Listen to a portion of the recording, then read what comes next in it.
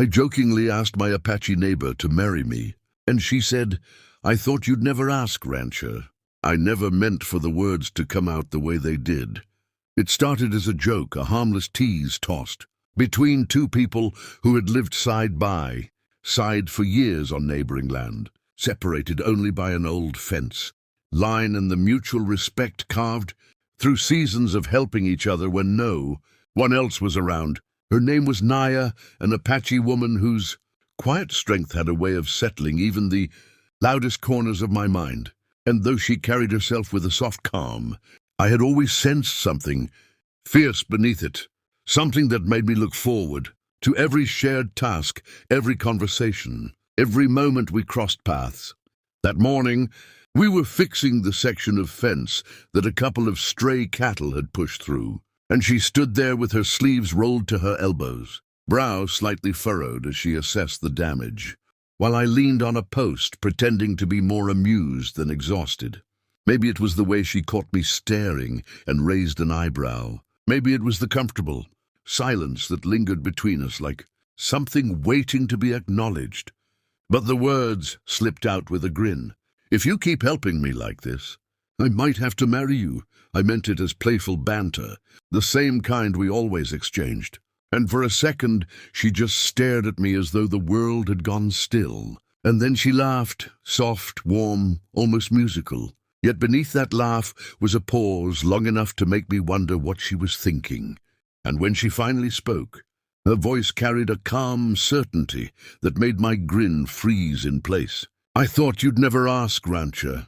The air shifted. Something inside me shifted. I felt the fence post wobble under my hand, because suddenly I wasn't sure if she was joking back or if I had accidentally stepped into a truth she had been quietly waiting for me to acknowledge. My heart thudded like it was trying to break out of my chest, and even though I opened my mouth to respond, nothing came out. Naya didn't look embarrassed or uncertain. She looked almost relieved, as though I had said something she'd hoped to hear for a long time. She bent down to gather the wire, her braids falling over her shoulder, and without looking up, she said, "We've known each other a long time." "You act surprised?" I found my voice enough to croak out, "I didn't think you saw me that way." She glanced up at me, eyes steady. "How else was I supposed to see someone who shows up every time I need help?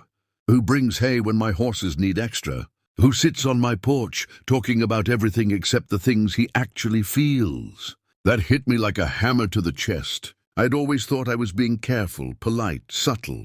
Turns out I'd only been denying the obvious, to her and to myself.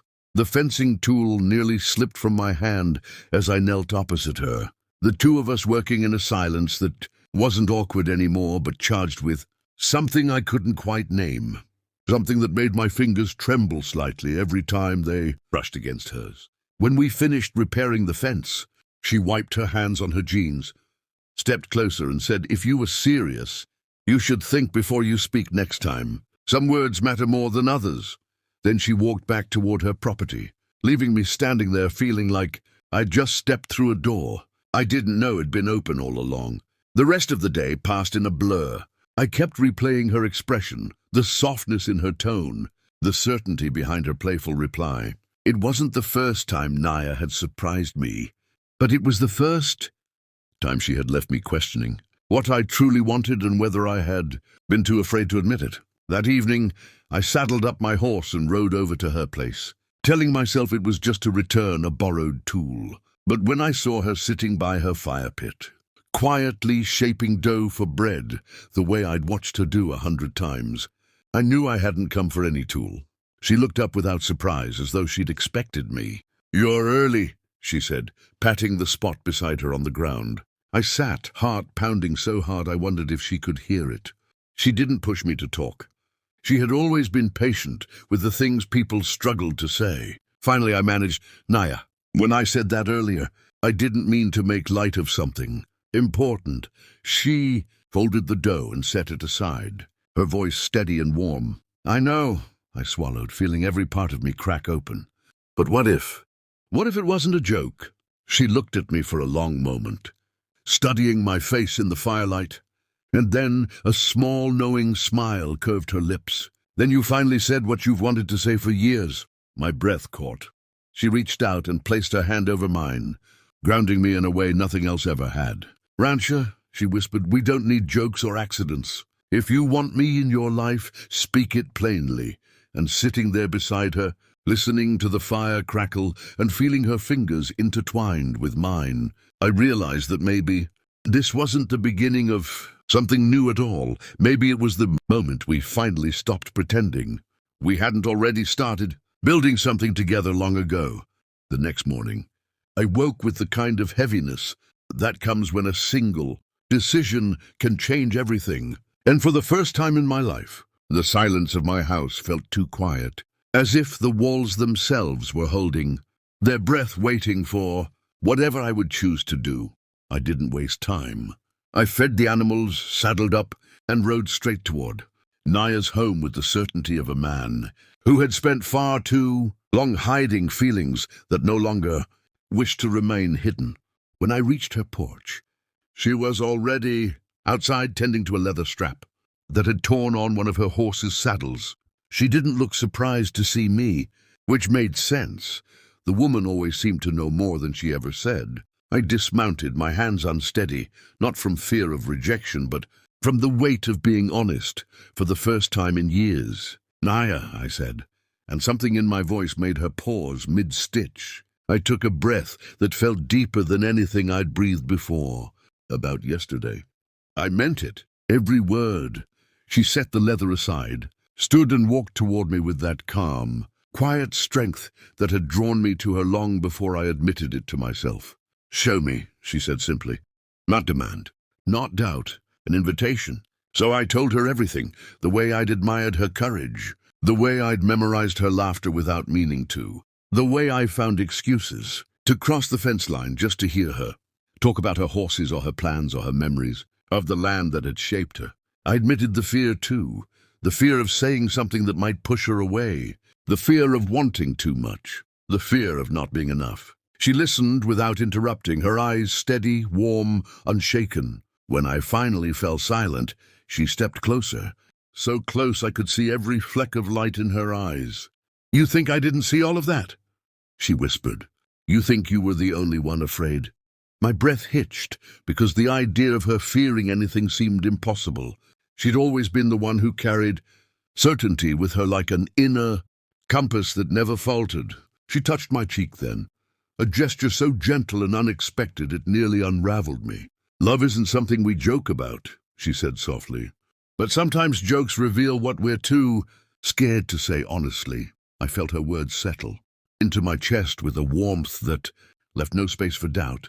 She took my hand and led me toward the large cottonwood tree where she often worked on her bead making, and we sat beneath the branches as she spoke about how long she had felt this connection too, how many times she'd wondered if I would ever stop holding myself back.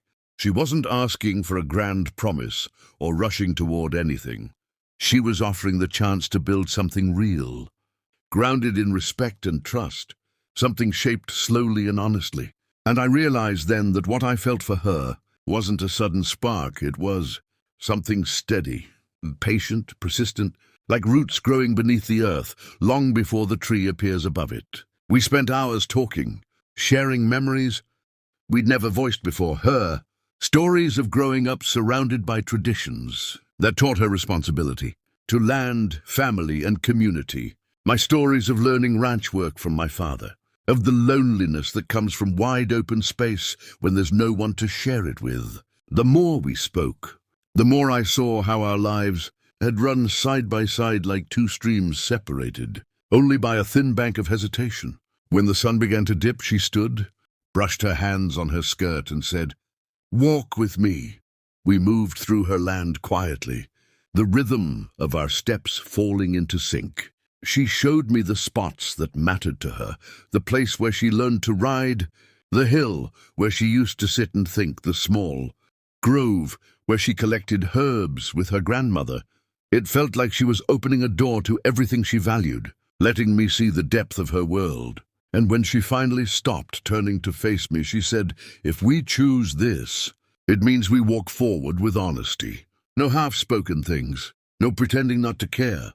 My throat tightened because I knew she wasn't asking for a promise I couldn't keep. She was asking for truth, and I gave it freely. I want you, I said, not with desperation but with clarity. Not as a joke, not as a possibility. As someone I want to build a life with.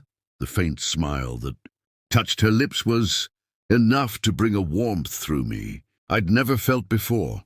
She stepped into my arms then, fitting perfectly against me in a way that felt like returning to a place I hadn't realized was home. Her voice against my chest was barely above a whisper. Then we start from here.